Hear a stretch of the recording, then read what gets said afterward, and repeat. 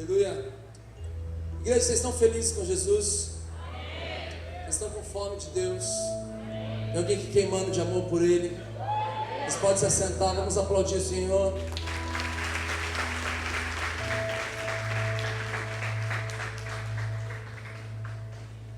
Pessoal, nós vamos ministrar agora a palavra. E sabe, hoje nós estávamos e a pastora dessa igreja, minha mãe, ela nos deu liberdade, falar, fica à vontade, faz aquilo que o Espírito Santo estiver direcionando vocês. E sabe, poucos minutos antes de nós virmos para cá, Jesus me direcionou a algo, então nós vamos dar voz àquilo que Ele tem plantado dentro de nós. Nós vamos ministrar hoje a palavra em 6 pessoas. Nós vamos bater um papo com a igreja em cima do tema desse assunto, que é hoje sobre águas profundas, e que muitas vezes nós levamos ela para a área de intimidade, mas nós cremos que nós podemos viver uma vida de profundidade em várias áreas, na nossa obediência, no nosso ministério, no nosso caráter, na nossa profissão, na nossa excelência. Tudo isso fala de sair de um nível raso e ir para um nível mais profundo. Nós temos um costume no nosso ministério, e nós intitulamos isso de sacerdócio coletivo. É um ambiente nada mais, nada menos que a gente se reúne em algum lugar, seja isso um aeroporto, seja uma sala, um quarto de hotel, seja isso dentro de um avião, ou seja, como na semana passada nós fomos para um chalé, numa montanha, num lugar bem isolado, ficamos lá 3 dias juntos, só buscando Jesus, direções e orando e chorando e rindo muito também. E nós lemos uma passagem e de repente cada um começa a trazer algo que ele está enxergando disso, e geralmente a gente demora umas 5 horas para conseguir caminhar uns 10 versículos, mas hoje não vai ser assim. Hoje eu só avisei poucos minutos antes para eles, falei, cara, o tema é esse. Jesus quer que todos liberem algo que nós temos carregado da parte de Jesus. Nós fazemos isso também como um incentivo. Nós ministramos muito, constantemente, muitos jovens. E nós temos falado constantemente, gente, que tenha mais Bíblia na roda de amizade de vocês, na roda de Coca-Cola, na roda de açaí, de conversa de vocês. Porque a palavra do Senhor fala lá em Josué, não cesses de falar desse livro da lei, para que te prospere os seus dias. Queridos, não cesse de falar dia e noite na palavra do Senhor. Então nós vamos compartilhar algo aqui sobre esse tema que nós temos carregado. Eu vou deixar para falar por último, e nós temos aí uns 40 e poucos, 50 minutos para conseguir ter um tempo com vocês. Então, se de alguma forma dentro desse tema você não pegar o que eu falei, você vai poder pegar o que o Felipe falou, ou o que o Moisés falou, que a Miriam, que o Bruno, que o Manu, qualquer um de nós aqui esteja ministrando e liberando o seu coração nesse formato talvez um pouco diferente para um domingo à noite. Mas a palavra diz que essa palavra é uma semente. O nosso coração deve ser terras boas. Então que você possa, realmente, essas palavras que forem lançadas e plantadas possam cair no seu coração e possam germinar e gerar frutos para a honra e glória de Jesus. Amém? Amém. Senhor Tio Caiolinho. A gente fica muito feliz de estar aqui e também de fazer isso. A gente, alguns anos atrás, fez isso na nossa igreja. Foi legal que eles fizeram com o mesmo texto. Hoje a gente não vai fazer com o mesmo texto, talvez, mas naquele dia cada um teve uma visão do mesmo texto, e isso é incrível. Isso fala muito da comunhão e do que é a igreja, né? Cada um falando de uma forma, mas olhando para uma coisa com um foco só, que é Jesus sempre. E eu queria falar um pouco de profundidade na comunhão com Jesus, na comunhão com o Espírito Santo. Em 1 João 1, do 1 até o 4, fala de Jesus, fala do verbo da vida. E João fala que aquilo que a gente tem visto, aquilo que a gente tem contemplado, aquilo que a gente tem tocado com as nossas mãos, aquilo que a gente tem ouvido, a gente pode anunciar. E é disso que eu quero falar hoje, sobre essa profundidade, sobre a profundidade de viver na comunhão com o Espírito Santo. A gente tem visto tantas coisas boas, tantas coisas que Jesus tem feito na nossa vida. Eu Brasil está numa crise, mas talvez na nossa casa a gente tem comida, a gente tem roupa, a gente tem o que vestir, a gente tem o que andar, e a gente tem visto tanto que Deus é bom e o tanto que Ele tem feito por nós. Mas esse texto fala de algo um pouco mais profundo, fala daquilo que nós tocamos, e isso é algo que eu acredito que não seja só o primeiro nível de uma comunhão. Existe a comunhão que a gente conhece uma pessoa, mas existe a comunhão de que a gente possa tocar isso. O pastor Luciano Subirá, ele diz uma frase, que oração não é o meio pelo qual a gente o meio que a gente toca, que a gente é tocado pelo Senhor, mas é o meio que a gente toca. Deu para entender? Deu para entender? E é isso, e eu fiquei encucado nesse texto, porque eu falei, Jesus, então existe um nível maior, existe um nível em que a gente pode te tocar, que a gente não precise mais viver. E aí eu fui até o texto em Atos 17, e Atos fala muito dos atos dos apóstolos, é exatamente isso, os atos que os apóstolos tinham. E Atos 17 diz assim: o Deus que fez o mundo e tudo que nele há, é o Senhor dos céus e da terra, e não habita em santuários feitos por mãos humanas. Ele não é servido por mãos de homens, como se necessitasse de algo, porque Ele mesmo dá a todos a vida, o fôlego e as demais coisas. De um só fez Ele todos os povos, para que povoassem a terra, tendo determinado os tempos anteriormente estabelecidos e os lugares exatos em que deveriam habitar. Deus fez isso para que os homens o buscassem, e talvez tocando pudessem encontrá-lo, embora não esteja longe de cada um de nós, pois nele vivemos, nos movemos e existimos. Como disseram alguns dos poetas de vocês, também somos descendência dele. O que ele está dizendo nesse texto é que para que a gente buscasse o Senhor como se a gente, mesmo não vendo Ele, que a gente pudesse tocá-lo e fizesse isso como algo que realmente fosse verdade. O Bruno falou agora esse tempo atrás numa pregação que os budistas, eles vivem com Jesus não, eles vivem a religião deles como se fosse uma grande verdade, e talvez seja uma grande mentira, mas a gente vive uma grande verdade como se fosse uma grande mentira, porque falaram que os budistas, quando se convertem ao cristianismo, eles param de orar 60% a menos, né? Então eu acredito que a gente precisa desse nível, o nível que a gente possa tocar o Senhor. Aí você vai perguntar: Fê, como que a gente faz isso? A gente precisa mergulhar mais em Jesus, a gente precisa orar mais, a gente precisa jejuar mais, a gente precisa se aprofundar mais, a gente precisa ser pais melhores, a gente precisa ser filhos melhores, maridos melhores, a gente precisa ser um ser humano melhor, até que não caiba mais nada desse mundo, Jesus venha nos tocar e a gente consiga tocá-lo com aquilo que a gente tem, com as nossas vidas, com aquilo que a gente é. Então eu tenho mergulhado nisso, muito profundo. Amém.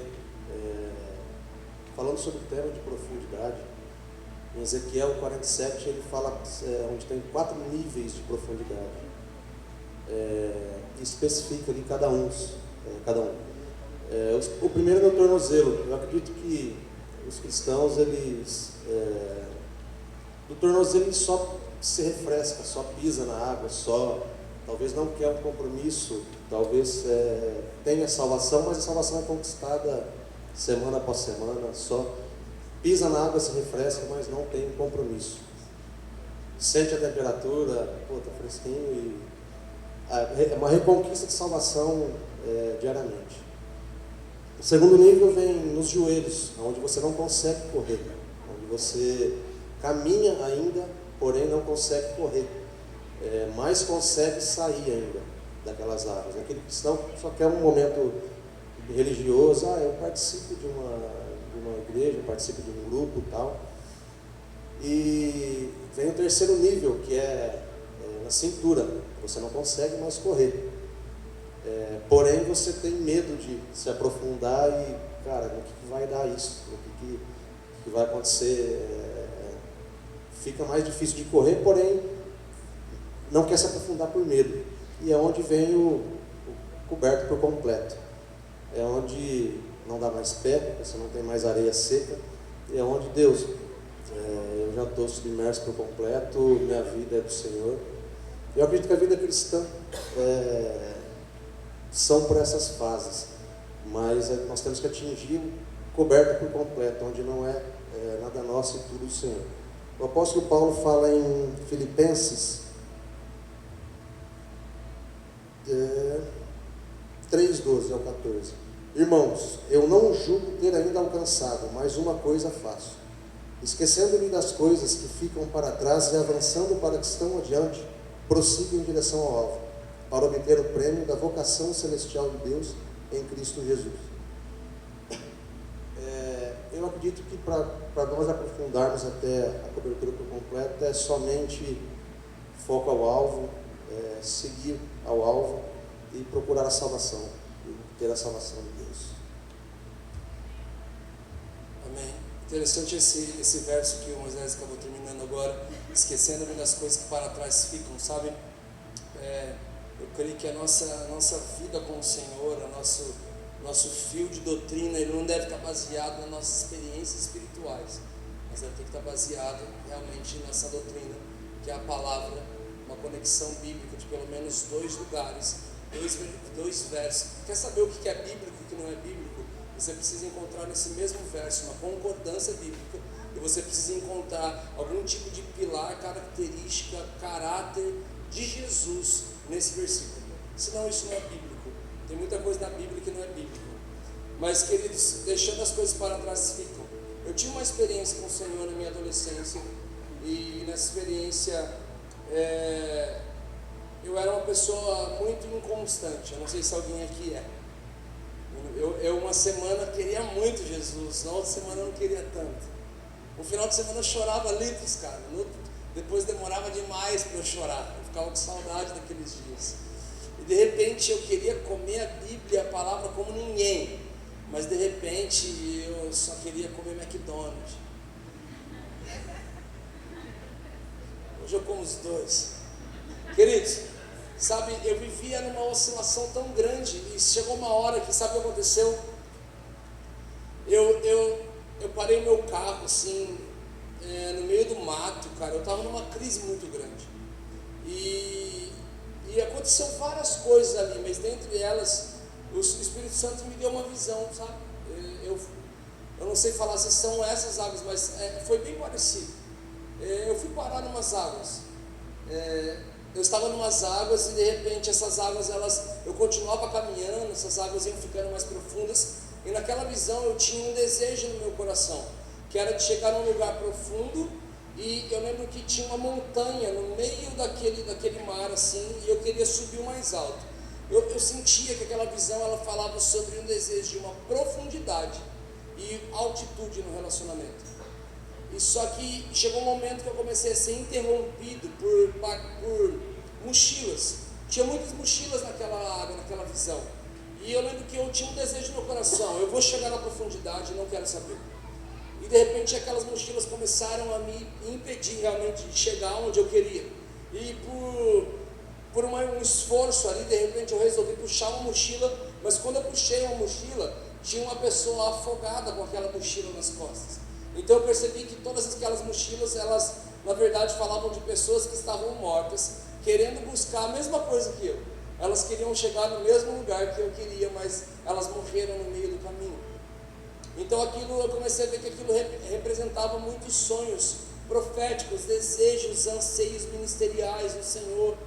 E sabe o que aconteceu? Eu tive uma direção de abrir aquelas mochilas, e quando eu comecei a abrir, eu comecei a ver colher de pedreiro, eu comecei a ver saquinhos de cimento, eu comecei a ver tijolo, eu comecei a ver martelo, serrote, e eu também comecei a ver maquiagem, prancha, rímel, delineador. Eu nem sei quais são essas coisas, mas eu sei que tinha muita maquiagem de mulher lá.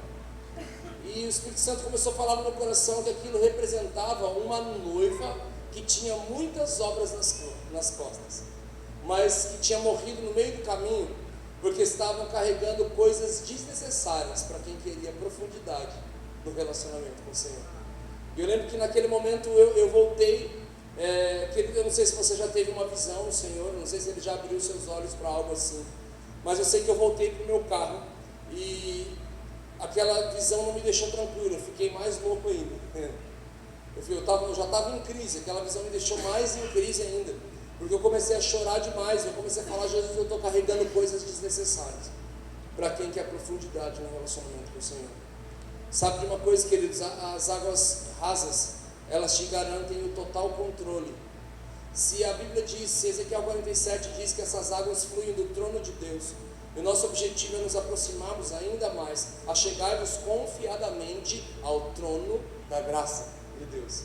Chegar com confiança. E esse chegar com confiança envolve que essa confiança não está em você, mas está nele. E para nós chegarmos ao confiável trono da graça, que é o Senhor, com a nossa confiança total não em nós, mas nele, nós vamos precisar abrir mão de algumas coisas que estão nos impedindo de caminhar em profundidade com o Senhor. Porque as águas rasas, elas nos garantem controle total e absoluto. Quem aqui já foi na praia? Quem aqui deseja ir na praia? Vamos fazer mais fácil assim. Queridos, é mais fácil falar da praia do que piscina ou rio, porque, a não ser que seja um rio com uma correnteza muito forte, mas geralmente na praia, para você que não foi, quanto mais você vai entrando na praia e mais a água vai subindo, ela tem toda uma forma que a água se move, que a parte de baixo começa a te puxar, ela começa a querer te levar para o profundo. As águas rasas, elas te garantem controle absoluto daquela situação, mas as águas profundas te garantem total perda do controle daquela situação. Você está totalmente à mercê daquele rio, daquela água, daquele mar e tudo mais. Então as águas profundas, elas nada mais falam de que abra mão do controle remoto, sabe? Perca o controle nesse relacionamento. Se ore mais, busque mais, leia mais, jejue mais, chore mais, queime mais, vá além. Saia da onde as águas dão o pé, onde você tem o controle, e experimente de um nível que você ainda não experimentou. Mas muitas pessoas que querem essa mesma coisa, elas estão morrendo no meio do caminho, porque elas querem chegar num lugar do Senhor carregando coisas que são simplesmente desnecessárias. Ele só fala: quem vai subir ao alto lugar? Salmos 24. E ele diz: aquele que tem mãos limpas e um coração puro. Quem vai subir ao santo lugar? Mas quem vai permanecer nele? Subir muitos vão, mas a permanência é para poucos. É necessário poucas coisas: coração limpo, mãos limpas, coração puro, uma alma que não se rende às vaidades, e também uma língua que não jura enganosamente. Este vai obter do Senhor a bênção e a justiça do Deus da sua salvação. Então, que em nome de Jesus, para nós conseguirmos viver nesses níveis que nós estamos compartilhando, dia após dia, eu costumo falar que é um ambiente de Santa Ceia, ou um ambiente de velório, ou tem algum outro ambiente que eu falo também? Casamento ou virado de ano, eu não sei, até eu esqueço mesmo. Virado de ano, verdade. Todo Réveillon, todo velório, ou toda Santa Ceia, são os melhores ambientes para analise o homem a si mesmo. Vai falar que chega no dia da virada, você não começa a parar para pensar tudo que você fez naquele ano, ou principalmente aquilo que você deixou de fazer. Você fala: cara, esse ano vai entrar, eu não posso fazer as mesmas coisas, eu não posso ser negligente com relação a isso. Gente, eu já tive diante de um caixão de um amigo, de alguém próximo da minha família, de alguém próximo a nós, cara, e é impossível você não parar para pensar, falar: cara, como eu era novo, podia ser eu, cara, será que eu cumpri, será que eu fiz tudo que eu deveria fazer, será que eu vou deixar, qual é a marca, qual é o legado que eu vou deixar? E a Bíblia diz sempre: um ambiente de pão e vinho, analise o homem a si mesmo. Eu acredito que o Réveillon, acredito que um velório, acredito que uma Santa Ceia são os melhores ambientes para nós analisarmos a nós mesmos. E quando você for analisar você mesmo, você vai pedir ao Espírito Santo um direcionamento. Você vai pedir a Ele aquilo que 1 Coríntios 2,15 diz, que o mais espiritual, Ele discerne todas as coisas e por ninguém é discernido. Que você possa discernir em Jesus. Se você tem carregado algum jeito, alguma mania, alguma frescura, algum jeitinho brasileiro, de coisas que você tem carregado, que não só desagradam, mas que são desnecessárias para quem quer viver um ambiente de profundidade no Senhor. Amém?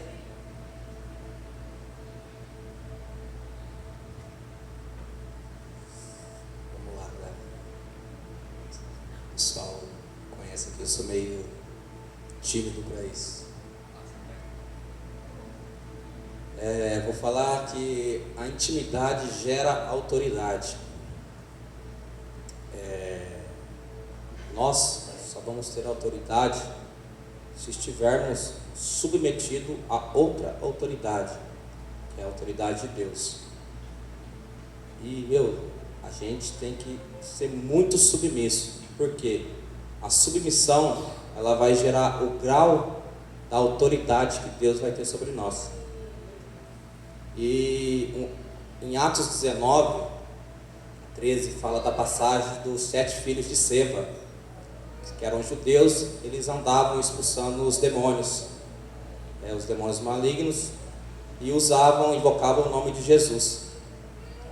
E em certo momento da passagem, o demônio falou que eles expulsavam os demônios em nome de Paulo, nome de Jesus, que era de Paulo.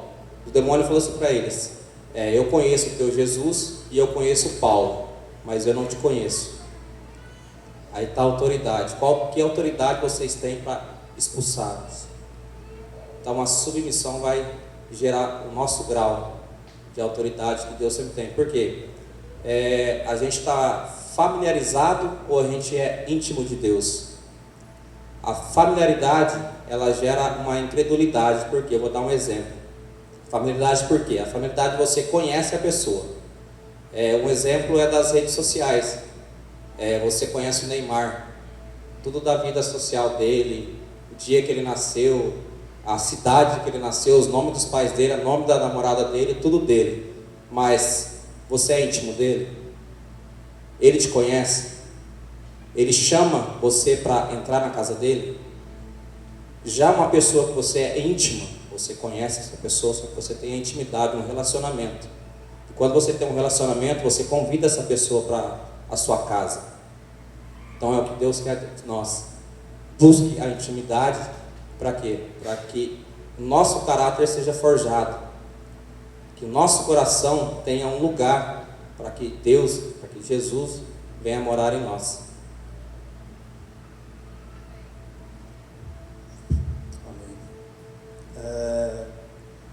Fala sobre a profundidade do nosso ministério, né? Dos nossos ministérios. Nós temos caminhado a nação inteira e nós temos visto que como Jesus, como Deus tem levantado pessoas para proclamar o Evangelho nas faculdades, enfim, nas igrejas, movimentos.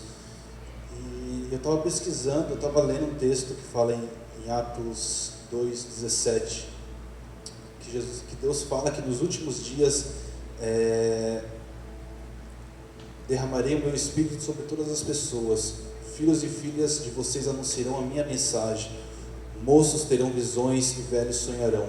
Sim, eu derramarei o meu Espírito sobre os meus servos e as minhas servas.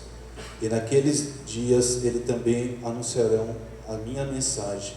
Em cima do céu farei com que apareçam coisas espantosas, e embaixo da terra farei milagres. Haverá sangue e fogo e nuvens de fumaça. O sol ficará escuro e a lua se tornará cor de sangue, antes que chegue o grande e glorioso dia do Senhor. Então todos os que pedirem ajuda do Senhor serão salvos. Eu creio que nós estamos vivendo os últimos dias, com tudo que tem acontecido, no mundo, nas igrejas, as greves, mas também nós cremos que Jesus está levantando, Deus está levantando um exército muito grande, e nós ficamos muito felizes. Só que também nós temos que ver que às vezes somos impedidos de se mover, sabe? Às vezes nós ficamos muito acomodados e às vezes isso prejudica nós a levar o Evangelho, né? Deus, Ele quer falar conosco, Ele quer derramar o Teu Espírito. E nós temos que estar disposto a isso. Temos que estar disposto a proclamar o Evangelho a toda criatura, né? Então nós temos visto isso. Jesus, Ele está levantando pessoas, que você também possa ser incluso a essas pessoas, e que você possa também estar abrindo o coração para que Deus possa derramar o Teu Espírito e que vocês possam levar o Evangelho a todos. Deixa eu pegar algo em cima aqui do que o Bruno falou. Eu acho tão incrível essa passagem. Eu não sei se vocês conhecem um senhorzinho chamado Dan Duque. O Dan Duque é um cara incrível, não dá tempo de falar sobre ele, mas ele é um senhor sinistro em Jesus. Ele carrega muito do Senhor, ativou vários ministros de adoração na nossa nação. E o Dan é incrível, ele falando sobre o jeito, ele viaja o mundo inteiro ministrando. E ele falou assim um dia, cara, eu comecei a viver tudo isso porque um dia apareceu um profeta, colocou a mão na minha cabeça e falou, e ele disse, não. Porque um dia eu estava em casa, então um anjo me visitou, não. Um dia eu tive um sonho e o Senhor começou a mostrar aviões e o planeta Terra, não. Ele começa a dar todas as hipóteses de por que ele está vivendo o que ele está vivendo, e ele vai falando, não, e no final ele fala, simplesmente eu li, ide por todo mundo, pregar o Evangelho a toda criatura. Ele falou, eu li, eu acreditei, eu fui, pronto. Gente, já repararam a resposta, para mim uma das respostas mais difíceis de se responder na vida e na Escritura, é o que os discípulos dos fariseus, os levitas e os sacerdotes, discípulos dos fariseus, foram enviados para perguntar para João Batista. E eles perguntam, você é Cristo? Ele fala, não. Você é Isaías? Não. Você é Elias? Não. Aí vem a pergunta mais difícil de todas. Será que você poderia responder essa pergunta? A pergunta é, então, o que dizes acerca de si próprio? Para que nós possamos levar a resposta àquele que nos enviou. O incrível é que a resposta de João Batista, eu vou conectar com o que o Bruno falou aqui. O incrível é que a resposta de João Batista é, eu sou a voz do que clama no deserto. Espera aí, a resposta dele, na verdade, é uma profecia de Isaías.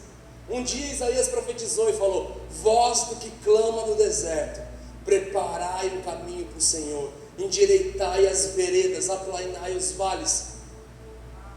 Espera aí, a resposta dele, na verdade, é uma profecia de Isaías. Sim, sabe o que ele está querendo dizer? Eu li tanto essa profecia, eu acreditei tanto nessa profecia, eu me li tanto essa palavra, eu acreditei tanto nessa palavra, que hoje eu sou a resposta dessa palavra. O que o Bruno falou aqui envolve em, nos últimos dias eu derramarei do meu Espírito sobre toda a terra. Tudo bem, os filhos, eles anunciarão a mensagem, eles profetizarão, tudo bem, nós estamos profetizando, igreja.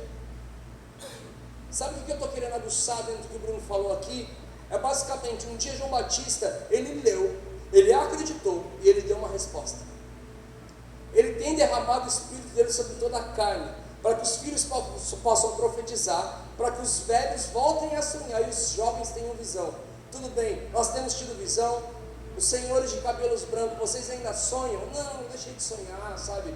Já passou, como que eu vou sonhar? Eu consigo falar de coisas para trás, não consigo falar muito de coisas para frente. Ele diz que não, que o Espírito dele está sobre toda a carne, o Senhor vai começar a colocar sonhos no seu coração. E sonhos para que se cumpram. Mas como assim? Não dá tempo. Exatamente, ele vai acelerar o tempo para que as coisas aconteçam. Os nossos filhos vão profetizar. João Batista leu, João Batista acreditou, João Batista se tornou uma resposta. O que o Bruno falou aqui é muito sério, já foi profetizado. Joel profetizou sobre isso. Esse anúncio foi um anúncio de Pedro. Pedro, ele se levanta quando as pessoas falam e diz, mas eles estão bêbados, em pleno dia à tarde. Então Pedro se levanta e fala, gente, eles não estão bêbados de mosto, eles não estão embriagados de vinho, eles estão cheios do Espírito Santo, assim como Joel profetizou, nos últimos dias derramarei do meu Espírito sobre toda a terra. Queridos, isso já foi liberado, está acessível para nós. Então o que foi liberado aqui, eu tenho falado isso em alguns lugares. Eu era só um menino, magro, eu era magro, eu já fui magro, né? Estou vendo uns amigos aí que também já foram. Queridos, e eu era só um menino, no interior de São Paulo, uma cidadezinha, de repente alguém pregou e falou, cara, dê uma resposta na sua geração, seja uma resposta nessa cidade, nesse estado, nessa nação, ouça no céu o sussurro, anuncie nos telhados. E sabe qual foi o nosso problema? Eu acreditei naquilo que aquele homem falou. Sabe, que esse seja o nosso maior problema. A gente fala que a igreja tem tanto problema, né? Mas que o seu maior problema seja em acreditar naquilo que os profetas estão anunciando. Seja esse é o grande problema. Cara, eu acreditei nisso, nós acreditamos nisso, então nós estamos dando uma resposta nisso. Os nossos filhos profetizarão, querido, está escrito, já foi liberado. Então, em nome de Jesus, vá profundo, abra sua boca e profetize. Os nossos velhos, eles sonharão. Querido, só existe uma forma dos velhos sonharem, se eles descansarem. Descansa no Senhor. Não estou falando para vocês morrer não, tá bom, irmãos? Descansa, volte a sonhar, se permita ter sonhos. Ah não, mas a idade não deu, a ordem cronológica da vida me impede de querer sonhar. Não sonhe, ouse sonhar, isso vem do Senhor. E libere aquilo que você tem sonhado, para quem? Para os jovens, porque a Bíblia diz que os jovens terão visões. Sabe com quem está a visão do que o Senhor está fazendo hoje na igreja brasileira? Que Ele está com os jovens, Ele escreveu porque os jovens são fortes. Nós somos fortes, então nós vamos ter a visão daquilo que Jesus está liberando. Sim, mas a nossa visão, ela está dentro de um sonho, de uma geração que veio antes de nós. Então, por favor, os nossos velhos, sonhem, para que a nossa visão possa estar fundamentada dentro de um sonho de alguém mais maduro. Porque sempre que eu converso com alguém mais maduro que eu, eles sempre falam, olha filho, se eu voltasse atrás, eu mudaria 2 coisas. Eu mudaria 3 coisas. Amanhã, eu faço 32 anos de idade. O Felipe faz, na mesma banda, mesmo dia de aniversário, isso é muito brincadeira. Ele faz 27, eu faço 32. Querido, se eu pudesse voltar atrás, eu mudaria umas 15, 20 coisas. Mas eu sei que conforme mais maduro eu estiver, depois dos 40, depois dos 50, depois dos 60, eu sei que eu vou olhar para trás e eu não vou falar, eu mudaria 20 coisas, eu mudaria 2 também, 3. Então eu aprendo demais com as pessoas de cabelos brancos que falam, filho, eu mudaria 3 coisas, eu sei que eu vou me alimentar muito bem com essa informação. Só que dificilmente eles conseguem falar lá na frente, então ouse sonhar, porque o Espírito já foi derramado, para que os filhos profetizem, então profetizem, para que os velhos sonhem, então sonhem, e para que os jovens tenham a visão, então vamos ter a visão daquilo que Jesus está liberando na nossa nação. Amém?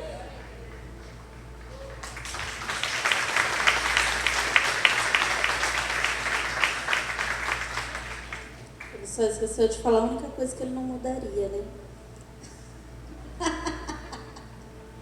Ele se casaria comigo, gente, 100 mil vezes. Não é não? Amém? Ela se repete, né? Dia após dia. Queridos, eu queria falar sobre uma perspectiva de profundidade um pouquinho diferente, né? Cada um falou um pouquinho de uma perspectiva. Eu quero falar sobre raiz. Eu estou estudando muito sobre isso, sobre semente, sobre raiz, e principalmente, uma das coisas que eu mais gosto na Bíblia, ela fala muito sobre edificação. Então, Deus, ele é um grande construtor, e eu gosto muito de pesquisar isso na Bíblia, sobre o que é essa construção, o que Deus está fazendo, como que eu posso ser um templo, como que eu posso construir algo, né?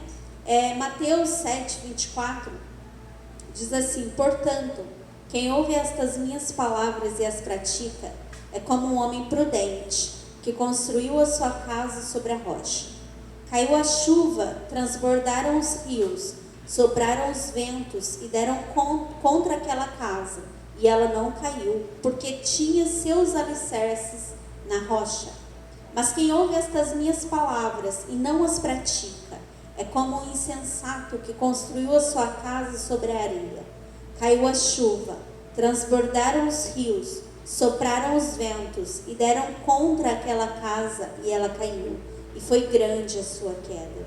Quando Jesus acabou de dizer essas coisas, as multidões estavam maravilhadas com o seu ensino, porque ele as ensinava como quem tem autoridade e não como os mestres da lei. Só pegando o gancho aqui no que o Manu falou, as pessoas paravam para ouvir Jesus, porque ele tinha autoridade naquilo que ele dizia.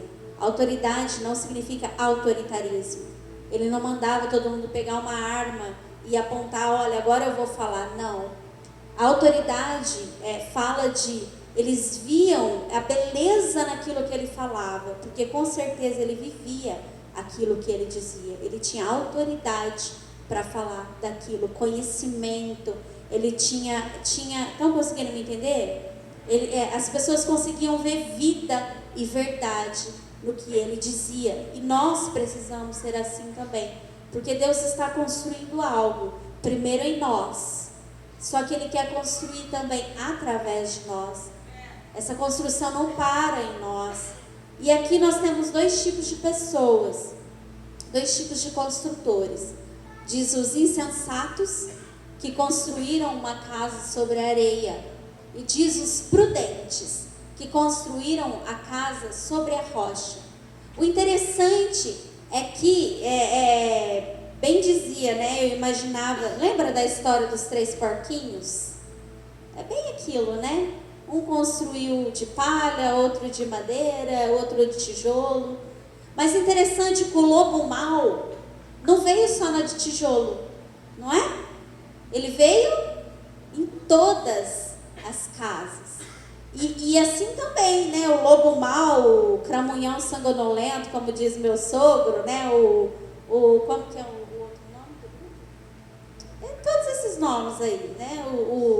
O Satanás e aí por diante. Ele vem não só para as casas que estão fundamentadas na areia, mas o dia mau chega também para as casas que estão fundamentadas sobre a rocha. Às vezes a gente pensa assim, se eu ir profundo, se eu tiver uma vida com Deus, se eu entregar minha vida para Deus, né, vai estar tudo bem. O dia mau também vai chegar para você, querido. E talvez possa parecer que é mais forte do que para quem construiu a casa sobre a areia. Só que existe uma grande diferença. Quem constrói a casa sobre a rocha, pode vir o dia mau, a casa permanece de pé. Quem constrói a casa sobre a areia, vem o dia mau e ela desaba. Essa é a grande diferença. Quando nós construímos, e esse é um dos grandes problemas, talvez, de nós cristãos. A gente quer começar a construir coisas sem ter ainda deixado Deus criar raízes dentro de nós. Não tem como nós construirmos algo grande se nós não tivermos raiz, se nós não tivermos fundamento. Quanto maior o edifício, maior deve ser a fundação dele. A sua construção é determinada pela fundação que você constrói ali, ano após ano, dia após dia, sabe? Agora a grande questão é, eu fiquei imaginando isso. Eu falei, quem é o louco de construir uma casa numa rocha? Parece impossível, não? Só não é porque a gente consegue ver alguns chalés na montanha, não é? Só que imagina, é mais fácil construir uma casa sobre a areia ou uma casa sobre a rocha? Talvez seja por isso que muitos preferem construir a casa sobre a areia. Lembra da história dos 3 porquinhos? Por que um construiu de palha? Era mais rápido. O outro de madeira era mais rápido. A de tijolinho precisava de mais tempo, sabe? Queridos, a mesma coisa é na nossa vida com Cristo. Se nós não tivermos raiz, não tem como nós querermos construir algo em Deus. Jesus, ele passou 30 anos da vida dele enraizando, para ele começar um ministério de apenas 3 anos. E às vezes a nossa vida tem mais tempo de ministério do que tempo de raiz, sabe? Nós precisamos fundamentar a nossa vida na rocha. E como que a gente vai fundamentar a nossa vida na rocha? É muito simples, o segredo está bem no comecinho do texto. Portanto, quem ouve estas minhas palavras e as pratica, constrói a casa sobre a rocha. Então, quem é que constrói uma casa sobre a rocha? Como que eu posso construir? Ouvindo a palavra? Sim, mas mais do que ouvindo, praticando essa palavra.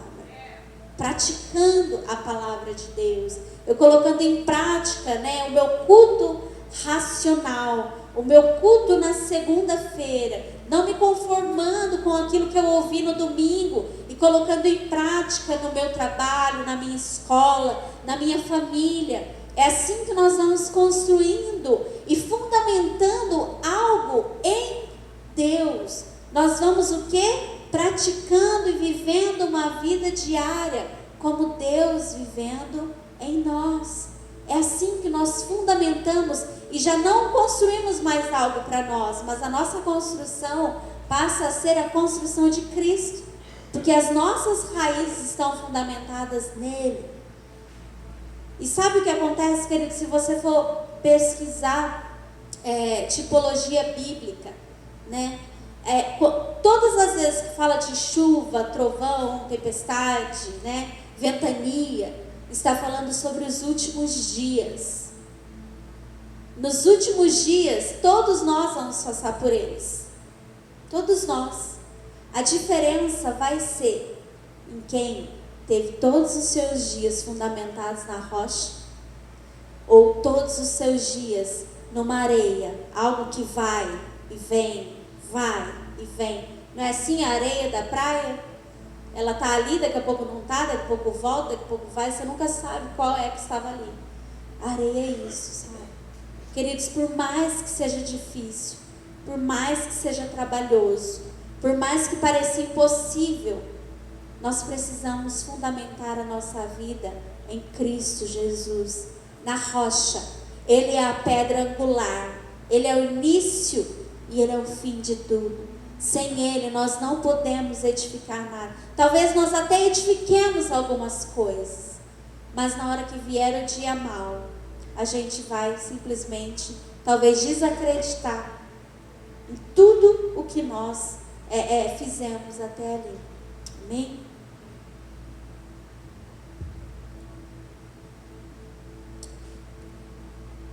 A palavra diz em Levítico 6,12 que o fogo ia arder continuamente sobre o altar, mas era necessário que o sacerdote jogasse lenha na fogueira todas as manhãs. Eu não estou tão preocupado com o formato desse culto ser da forma que a gente sempre viu. Se no final de tudo isso nós vamos chorar muito, se vai ouvir muito grito, ou se vai ouvir muita calmaria.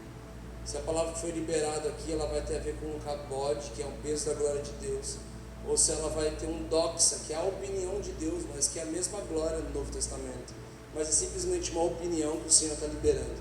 Nós sempre desejamos e queremos as duas coisas, mas sabe, o poder do doxa, que é a opinião de Deus, é a palavra glória. A mesma palavra glória no Velho Testamento é kabod, a palavra glória no Novo Testamento é doxa. As duas palavras são glórias, só que uma significa o peso da presença de Deus, que você chora demais, é o peso da presença dele que você não consegue ministrar. Mas a mesma glória no Novo Testamento é o doxa, e doxa significa opinião de Deus.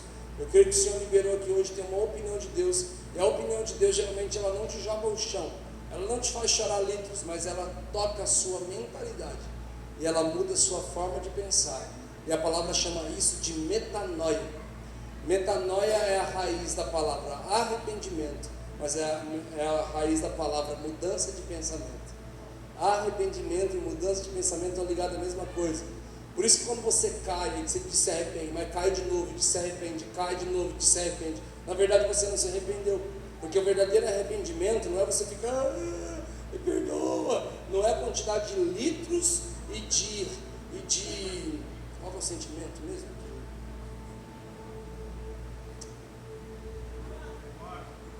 remorso. Sentimento de remorso e meus litros de lágrimas, que é a combinação para o verdadeiro arrependimento. O verdadeiro arrependimento significa metanoia, metanoia significa mudança de mente. Se você for diante de Deus e falar: Deus, eu não quero mais fazer isso, porque eu reconheço o que aconteceu, quem eu sou e quem tu és, e o que vai continuar acontecendo na minha vida se eu não cortar isso, se eu não parar com isso. Se você não mudar a sua mente, você vai voltar a cair naquela mesma coisa. Então a nossa mudança de mente, de eu não passar ali, de eu não ver ali, de eu não conversar com ali, de eu cortar aquilo da minha vida de alguma forma. Queridos, mas eu quero falar para você que o segredo da nossa vida com Jesus, da nossa profundidade, se nós estamos no raso ou se nós estamos no profundo, a culpa disso não é da programação da nossa igreja local. A culpa disso não é se tem uma boa pregação aqui em cima na plataforma. A culpa disso não é se o louvor da noite foi um louvor épico e incrível. Queridos, a culpa disso é de nós mesmos. O sacerdote deve jogar lenha na fogueira todas as manhãs. Apocalipse 1,6 diz que através do sacrifício de Cristo Jesus, nós fomos feitos reis e sacerdotes. Nós somos sacerdotes da nossa vida. Nós somos os responsáveis pelos níveis de profundidade ou de afastamento no nosso relacionamento com o Senhor. Eu queria terminar falando algo para vocês que chamou muita atenção. Eu queria que falem de alguma forma sobre nossa profundidade. Queridos, cumprir o propósito de Deus na nossa geração. Eu acredito que nós vamos você vai encerrar a sua vida, querido. E você não vai talvez ouvir dizer o que as pessoas vão falar sobre você. Mas eu sei que vai ser as duas opções mais claras. Elas estão ou em Atos 14 ou elas estão em 2 Crônicas 32. 2 Crônicas 32 diz: mas Ezequias não correspondeu aos benefícios que lhe foram feitos. Lembra o homem que ganhou 15 anos de vida? Ele não correspondeu ao benefício de ganhar 15 anos de vida, porque o coração dele se afastou e houve ira contra ele e contra o seu povo, sua cidade.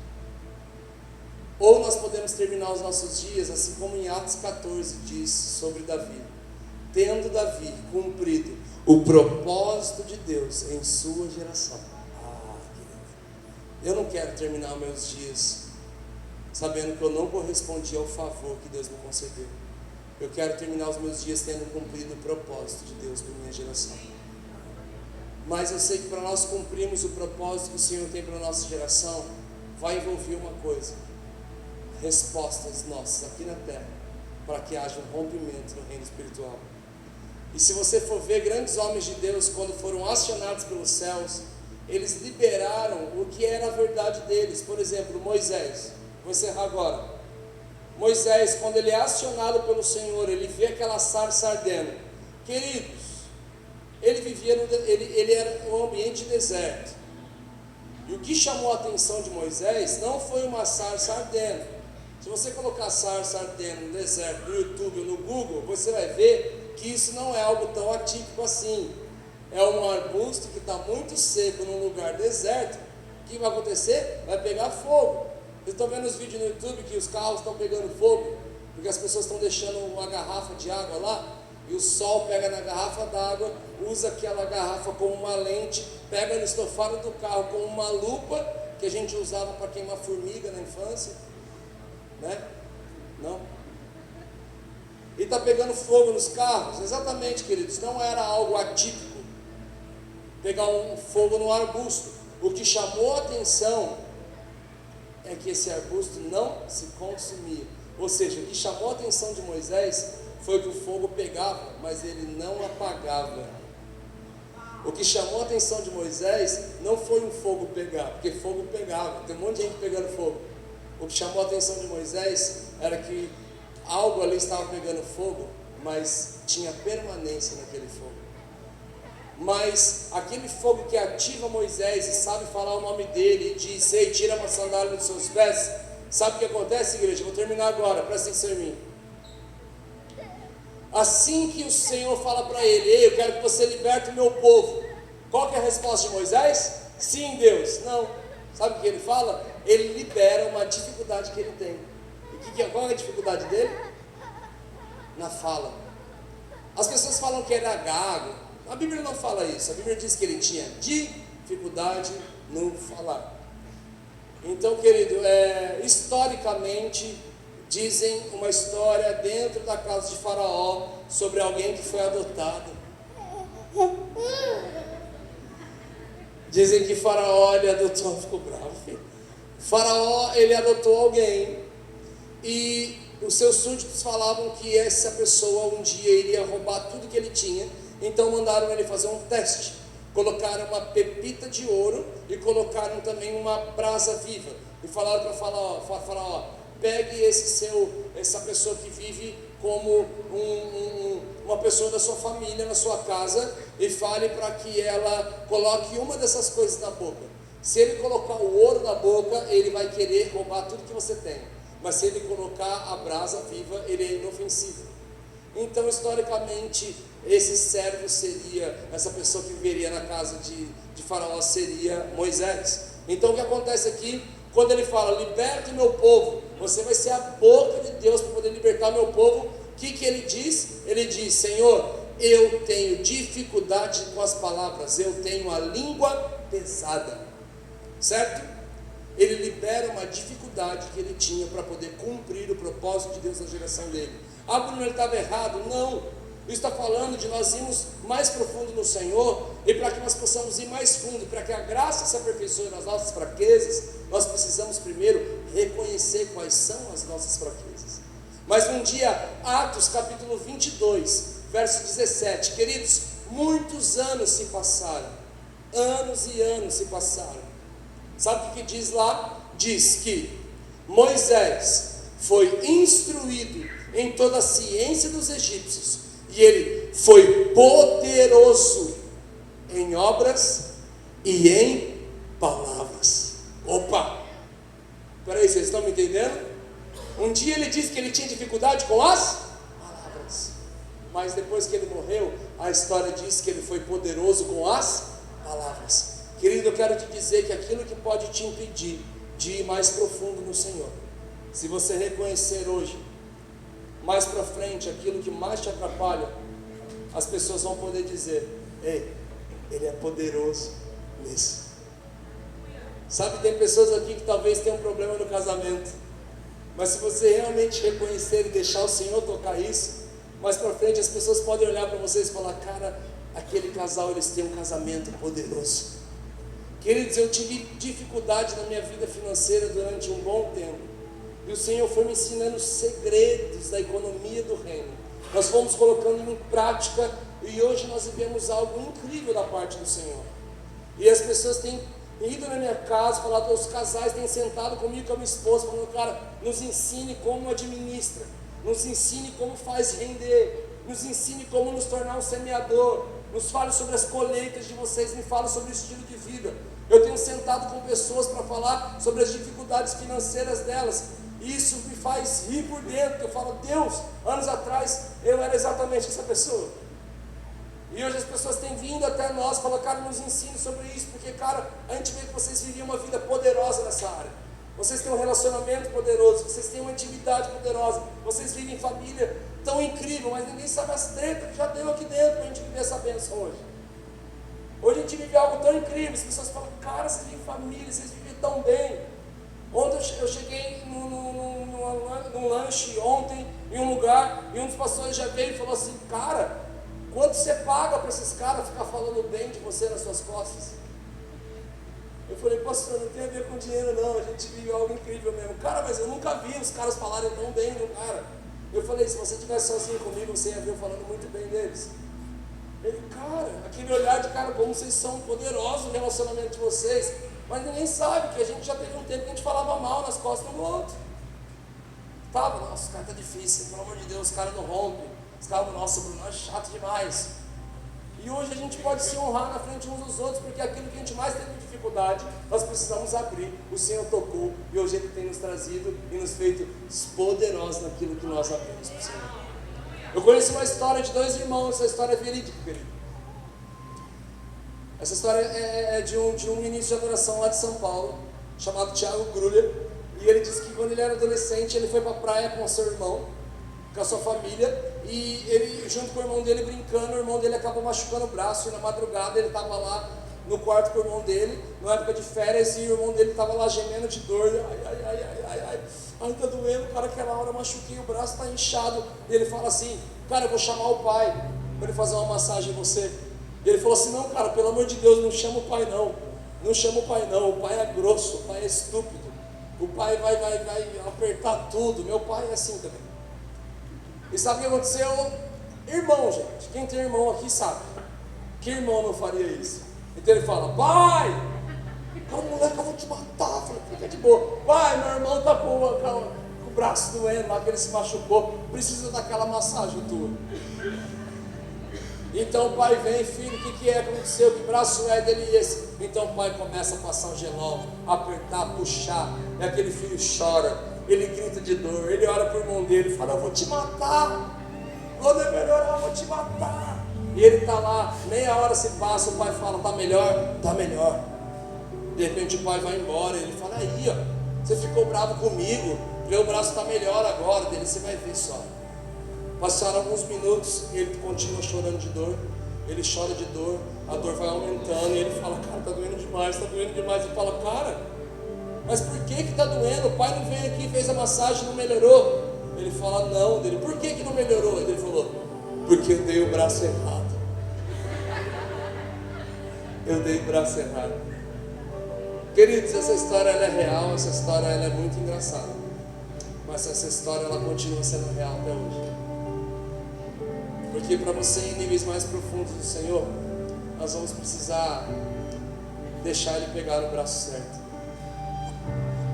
E para Ele tratar onde realmente precisa ser tratado, a gente não quer, porque talvez a dor da exposição é forte. Porque espremer, ele fez uma cirurgia um tempo atrás e deu uma inflamação na região de onde ele fez a cirurgia. Ele disse que ele estava passando muito mal, ele estava com febre, 40 graus de febre, passando muito mal, e de repente os médicos chegaram, viram aquela inflamação, muito pulso, muita inflamação, muita secreção, e disse que quando eles espremeram, ele falou, cara, foi a pior dor do mundo, mas tirou a dor como se fosse uma mão. A febre passou na hora, a dor foi embora. Muitas vezes falar onde realmente está a ferida vai nos doer, mas é onde deve ser tratado. Nós falamos sobre tanta coisa, sobre profundidade no ministério, sobre tocar o Senhor, sobre os níveis de relacionamento. Falamos aqui sobre nós construirmos uma casa numa profundidade. Falamos sobre tantas coisas. Então, se você não pegou um, você pegou de outro, mas em nome de Jesus nós queremos falar que todos nós temos dificuldades. Quando ele tem um encontro com Isaías fala, eu sou um homem de lábio impuro, ele libera a dificuldade dele. Quando ele encontra Moisés, ele fala, eu tenho problema com a fala. Queridos, nós queremos muitas vezes vestir uma capa de super espirituais, de que não temos falhas, não temos erros, nós somos. Queridos, e o Senhor, o Espírito Santo, ele é educado, ele bate a porta, e ele só entra onde a gente abre. Então, em nome de Jesus, para que você possa ir além no Senhor, para que você possa, a coisa mais terrível da vida cristã é você precisar olhar para trás e ver que seus melhores dias ficaram lá, ver que as suas lágrimas estão lá atrás, o seu coração queimando ficou lá atrás, que você olha para trás e lembra com saudosismo, com nostalgia daquele retiro, daquela vigília, daquele monte, daquele culto, daquela época em que a revelação saltava das Escrituras, daquele tempo que podia vir o que viesse, cara, você estava tão preparado, não te afetava tanto, mas hoje te afeta demais. Queridos, nós não queremos só esticar o teu coração a ir além, nós queremos hoje, juntos com vocês, abrir as nossas mochilas e tirar os pesos desnecessários, para que a gente possa ir mais profundo no Senhor. Se você sente que essa palavra e o que nós compartilhamos vem do Senhor e foi para o seu coração, Eu quero convidar vocês a se colocarem em pé nesse momento. Nós vamos orar aqui, nós vamos buscar o Senhor, nós vamos encerrar esse culto, nós vamos ir para as nossas casas, para as nossas atividades, e nós vamos entrar na melhor semana que nós já tivemos, em nome de Jesus. Coloca a mão no seu coração, querido. Coloca a mão aí no seu coração. Vamos orar ao Senhor. E igreja, eu queria que nesse momento você liberasse a sua oração. Feche seus olhos, abra sua boca e comece a liberar. Comece a liberar uma adoração muito sincera. Comece a liberar uma oração muito verdadeira e sincera. Eu não queria te conduzir nesse momento. Eu só queria que você liberasse a mais sincera verdade nas suas palavras agora. Jesus, não é fácil e o Senhor nunca disse que seria. O Senhor nunca nos garantiu. O Senhor sempre falou que no mundo nós teríamos aflição. Mas o Senhor falou para a gente ter bom ânimo. Mas isso é tão engraçado e tão contraditório, porque quando nós temos um dia mau, a primeira coisa que vai embora é o nosso bom humor. E o Senhor fala, no dia da aflição tenha bom ânimo. Mas espera aí, quando vem uma aflição, ela toca o nosso ânimo na hora e nós desanimamos. Mas nós só desanimamos porque nós paramos de olhar para o lugar certo. Nós temos necessidades físicas, temos necessidades emocionais, nós temos necessidades financeiras. Mas nós não queremos andar por necessidade, nós queremos andar por um propósito. E nós queremos andar, Senhor, assim como a Tua palavra diz, Senhor, Te conhecer e prosseguir em Te conhecer. Nós queremos prosseguir em Te conhecer dia após dia e após dia, passo a passo, de glória em glória. Que o Rei da Glória possa fazer morada no nosso espírito, que nós possamos ser guiados pelo Espírito em tudo e em todas as coisas. Senhor, nós somos gratos a Ti, Senhor, por esse culto. Somos gratos a Ti por essa palavra. Somos gratos a Ti pela forma linda e incrível que o Senhor tem ministrado ao nosso coração. Em nome de Jesus, Senhor, que nós possamos entrar numa semana incrível. Assim como a Tua palavra fala, Senhor, aquele que roubava não rouba mais, aquele que mentia não mente mais, aquele que matava não mata mais, mas aquele que era do raso já não é mais do raso, Pai. Aquele que não queria, hoje quer. Aquele que não chorava, hoje chora. Aquele que não lia, hoje lê. Aquele que não buscava, hoje busca. Aquele que não queimava, hoje volta a queimar, pelo poder do Espírito Santo que está aqui. Em nome de Jesus, Pai, nos tire de uma vida de inconstância. Nos tire de uma vida de onde nós queremos aqui, depois eu não quero mais. Meu coração volta para o lugar, de repente ele sai do lugar. Ele demora muito tempo para voltar e ser alinhado com as coisas do Teu reino. Para que possamos compreender com precisão para onde estamos indo e em quem o Senhor está nos tornando. Em nome de Jesus. Para que entre o Rei Jesus, o Rei da Glória, eu abro meu coração, eu abro meu coração, para que entre o Rei Jesus, o Rei da Glória, eu abro meu coração, eu abro meu coração, para que entre o Rei Jesus, o Rei da Glória, eu abro meu coração, eu abro meu coração, para que entre o Rei Jesus, Rei da Glória, eu abro meu coração, eu abro meu coração, para que entre o Rei Jesus, Rei da Glória, eu abro meu coração,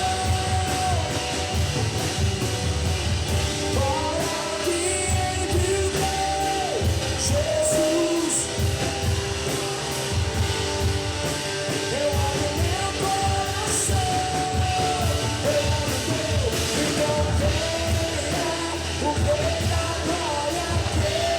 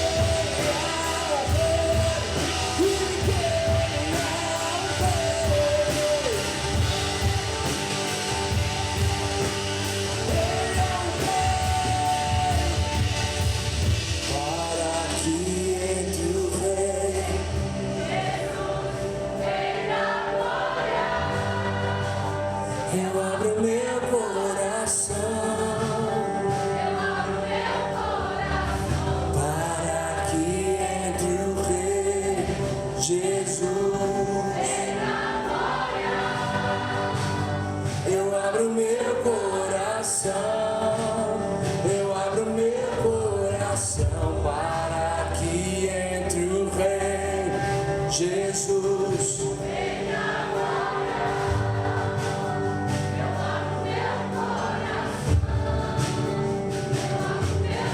Continue, continue. Deixa o Rei da Glória entrar. Deixa o Rei da Glória entrar na sua vida. Eu abro meu coração. Eu abro meu coração para que entre o Rei. Oh! Mais forte. Eu abro meu coração. Eu abro meu coração para que entre o Rei.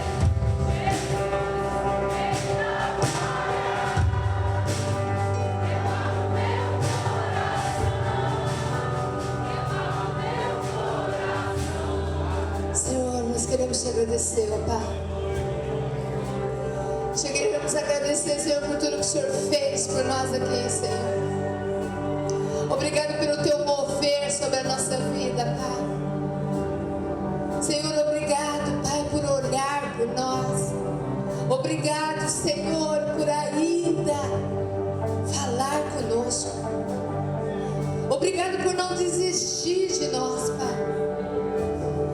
Deus, que nós saiamos daqui nessa noite, Pai amado, não mais das mesmas formas que nós entramos, mas que nós saiamos daqui, Senhor, verdadeiramente mergulhados em tudo aquilo que o Senhor é e tudo aquilo que o Senhor tem para fazer, Senhor.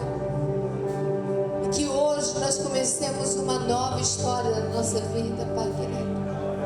Que hoje nós comecemos, ó Pai amado, um novo mover, Pai. Obrigado, Deus.